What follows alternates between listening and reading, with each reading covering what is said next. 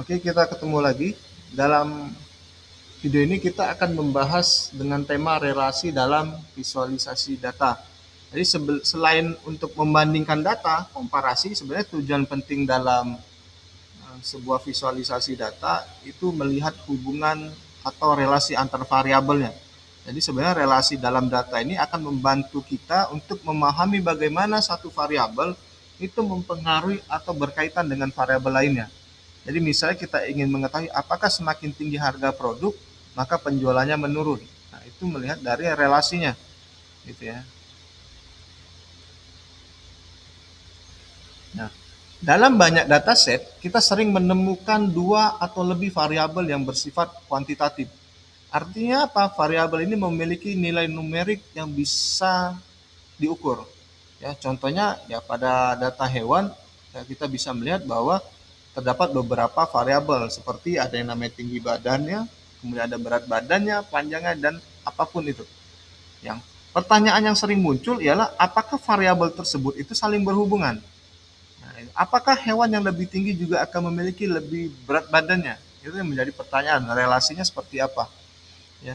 Kemudian untuk menjawab pertanyaan tadi, ya sebenarnya kita perlu menggunakan visualisasi datanya, relasi antar tabelnya seperti apa. Ya, jadi sebenarnya tujuan relasi dalam visualisasi itu ya banyak sekali. Di antara itu bisa melihat hubungan antar variabel gitu ya, kemudian menemukan pola dalam datanya, ya mendeteksi korelasi gitu ya. Jadi sebenarnya kalau kita lihat dengan grafik kita bisa melihat hubungannya itu lebih lebih cepat dibandingkan membaca angkanya. Nah, kemudian juga ya jenis visualisasi yang untuk relasi itu banyak sekali. Ya, yang pertama itu ada yang namanya scatter plot gitu ya. Nah, berupa titik-titik yang menghubungkan antar dua variabel. Kemudian ada yang namanya bubble chart ya. Jadi setiap titik itu memiliki ukuran yang berbeda.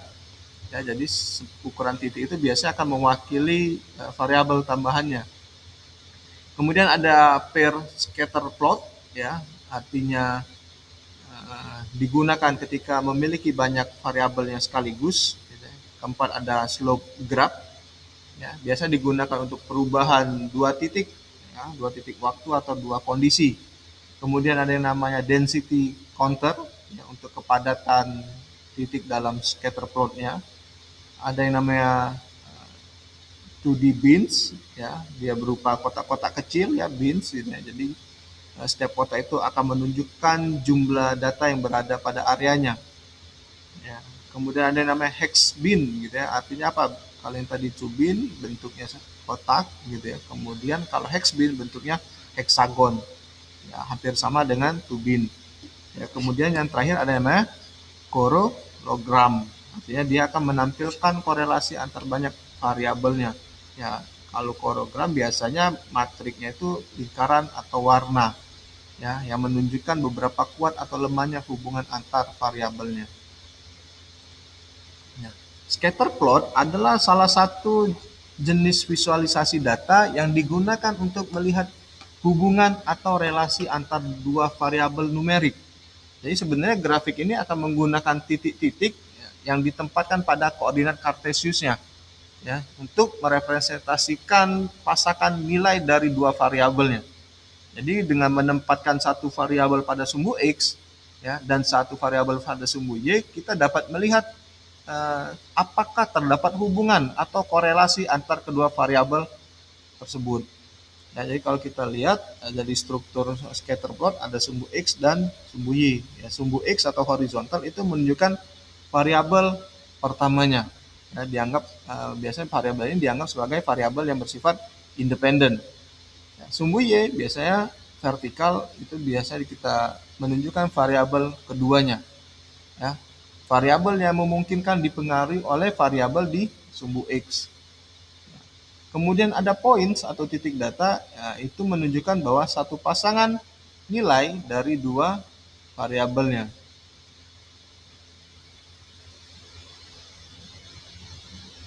Ya, kalau kita lihat pada slide ini, ya ini salah satu contoh penggunaan scatter plot untuk melihat hubungan antara dua variabel biologis ya pada burung blue jay. Oke, jadi variabel yang ditampilkan itu kalau kita lihat itu ada namanya body mass. Artinya apa? Berat badannya.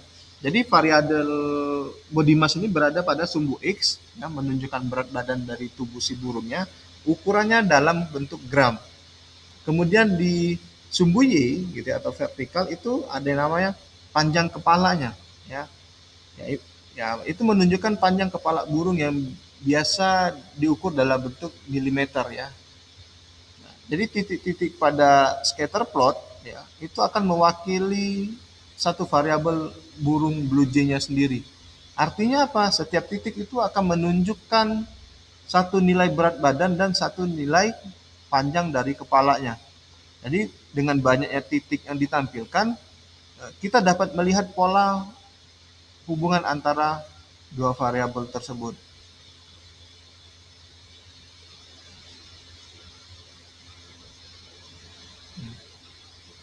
Nah, ketika kita melihat hubungan antara dua variabel menggunakan scatter plot, ya kita biasanya ingin mengetahui seberapa kuatkah hubungan tersebut. Ya. Jadi untuk mengukur seberapa kuatkah hubungan tersebut secara numerik, kita biasanya menggunakan yang namanya korelasi koefisien, ya koefisien korelasi. Ya, apa itu sebenarnya angka di koefisien korelasi akan angkanya yang menunjukkan seberapa kuatkah hubungan antara variabelnya. Jadi misalkan nilai koefisiennya itu biasanya berada dalam rentang min 1 sampai plus 1. Ya. Jadi R ya, nilai R tadi interpretasi dari nilai korelasi itu menunjukkan arah dan kekuatan hubungan antar variabel. Ya. Jadi kalau R plus 1 itu menunjukkan korelasi positif sempurnanya, artinya jika satu variabel meningkat, ya, maka variabel lainnya selalu meningkat secara proporsional. Kemudian untuk R yang bernilai negatif 1, itu akan menunjukkan korelasi negatif sempurnanya. Ya. Jika satu variabel meningkat, maka variabel lainnya selalu menurun. Itu untuk R min 1. R sama dengan 0, ya R sama dengan 0 itu menunjukkan tidak ada hubungan antara dua variabelnya. Ya.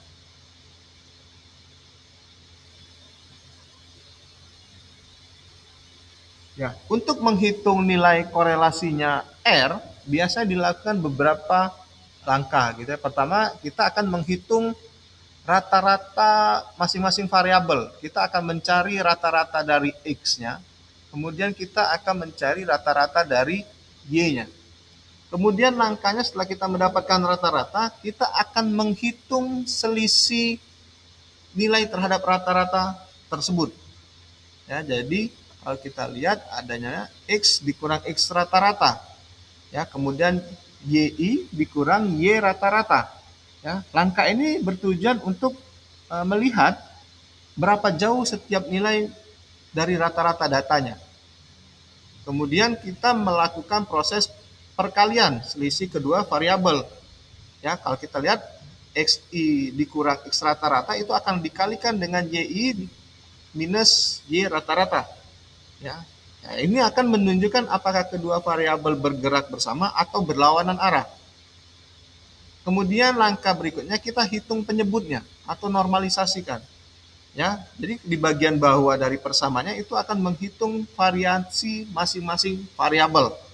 Ya, kalau kita lihat akar dari sigma XI min X rata-rata kita kuadratkan, kemudian YI min Y rata-rata kita kuadratkan, kita akarkan sigmanya juga.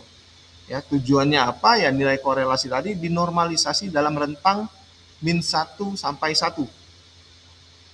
Ya. Jadi dalam scatter plot pada grafik bagian kanannya itu kalau kita lihat, jadi setiap titik pada grafik itu menunjukkan pasangan nilai X dan Y-nya.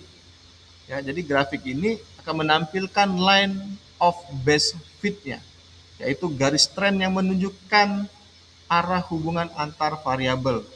Ya, jadi dari pola titik tersebut itu kita bisa melihat bahwa ya hubungan antara X dan Y itu cenderung positif. Ya, artinya apa? Ketika nilai X-nya meningkat, nilai Y-nya itu juga cenderung meningkat. Artinya R positifnya. Ya, jadi hubungan R dan R kuadrat itu apa? Ya, selain nilai R sering juga yang dihitung itu nilai R square-nya. Artinya apa? Koefisien dari determinasinya yang menunjukkan seberapa besarkah variabel Y dapat dijelaskan oleh variabel X-nya. Nah, jadi jika R sama dengan 0,8, ya maka R square-nya itu didapatkan 0,64. Ya, artinya sekitar 64% variasinya pada variabel X itu dapat dijelaskan oleh variabel X-nya, ya. Jadi 64 variasi pada variabel Y gitu ya, ya, dapat dijelaskan pada variabel X-nya. Ya, kemudian ada yang namanya bubble chart. Ya, jadi pengembangan dari scatter plot ya yang digunakan untuk menghubungkan antara tiga variabel sekaligus itu bubble chart. Jadi pengembangan dari scatter plot. Ya, jadi kalau jika pada scatter plot itu kita hanya melihat hubungan antara dua variabelnya saja X dan Y. Ya, maka di bubble chart kita akan menambahkan variabel ketiga ya melalui lingkaran atau bubble-nya sendiri. Ya, jadi dengan demikian, yang pertama itu kita bisa melihat atau ditunjukkan relasi posisi X dan Y. Kemudian juga yang kedua kita juga bisa melihat perbandingan ukuran dan besarannya atau size-nya. Ya.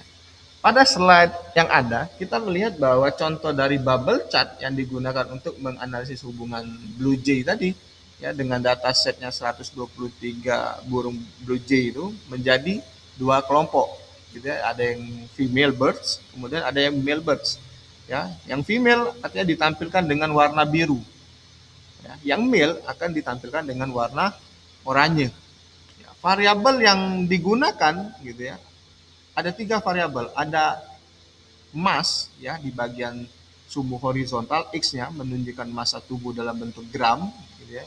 Artinya semakin kanan berarti massa tubuhnya akan semakin besar.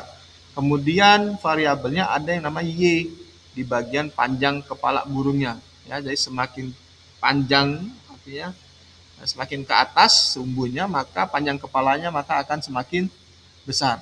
Nah, tetapi variabel ketiga yang namanya skull size-nya, bubble size-nya itu akan melihat ukuran tengkoraknya, skull size-nya. Ya, dia akan melihat ukuran lingkaran yang menunjukkan ukuran tengkoraknya.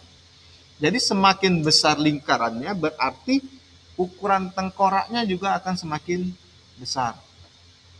Ya. Jadi apa yang bisa kita lihat dari grafik ini? Nah, yang pertama itu perbedaan antara male dan female. Jadi terlihat bahwa untuk male birds itu cenderung memiliki massa tubuh yang lebih besar. Ya, kemudian male birds juga itu memiliki panjang kepala yang lebih besar.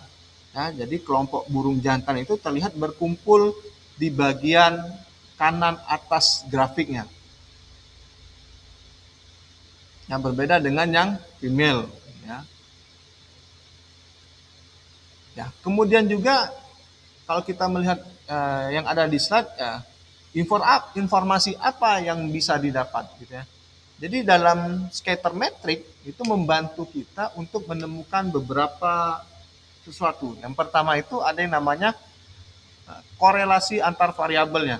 Ya, jadi jika titik itu membentuk pola garis naik, maka korelasinya bisa kita katakan positif. Jika titik itu membentuk pola garisnya turun, maka korelasinya negatif. Nah, bagaimana jika titik yang menyebar secara acak, maka tidak ada korelasi. Itu korelasi antar variabelnya. Yang kedua, dia juga akan membantu mengklasterkan atau mengkelompokkan datanya. Ya, jadi di scatter metric itu dapat memperlihatkan apakah terdapat kelompok-kelompok data tertentu. Ya, misalnya perbedaan antara male dan female bird. Ya, itu dia bisa mengklasterkan di sana. Kemudian juga ya, beberapa informasi yang kita dapat itu outlier. Jadi scatter metric juga akan memudahkan kita itu untuk menemukan data yang menyimpang dari pola umumnya. Nah, ini ada latihan, mungkin teman-teman silakan dicoba ya bagaimana menggunakan dataset yang ada, kemudian lakukan visualisasi datanya, kemudian juga perlihatkanlah nilai koefisien dari determinasi yang ada berdasarkan rumus yang sudah dijelaskan sebelumnya. Ya, jadi untuk video kali ini saya akhiri sampai sini ya, lebih dan kurangnya saya mohon maaf. Sampai ketemu lagi di video berikutnya.